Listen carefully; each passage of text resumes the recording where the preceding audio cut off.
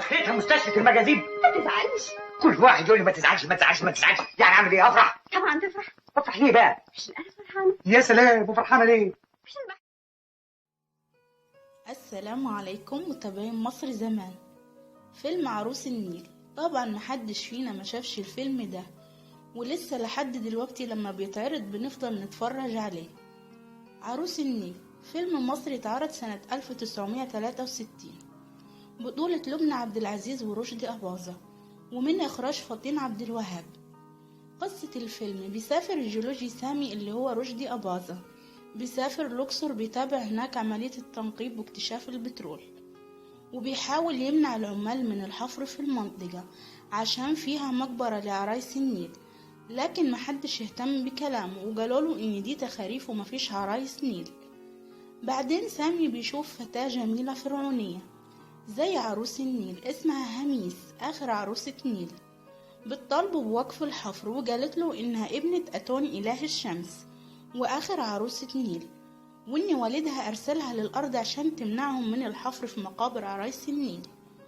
وفضلت هميس مع سامي هو بس اللي كان بيشوفها، وحبوا بعض، ودي قصة الفيلم اللي احنا عارفينها.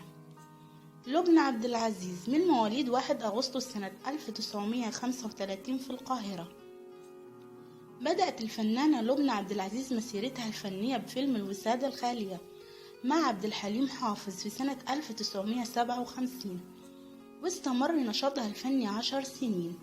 بعدين سافرت أمريكا، ومع قلة أعمالها الفنية واعتزالها المبكر، لكن جميع أدوارها كانت بطولية، ولها مع كل فيلم حكاية بتكتبها في مذكراتها ألفتها من قصة حياتها وسمتها قصة امرأة حرة لبنى.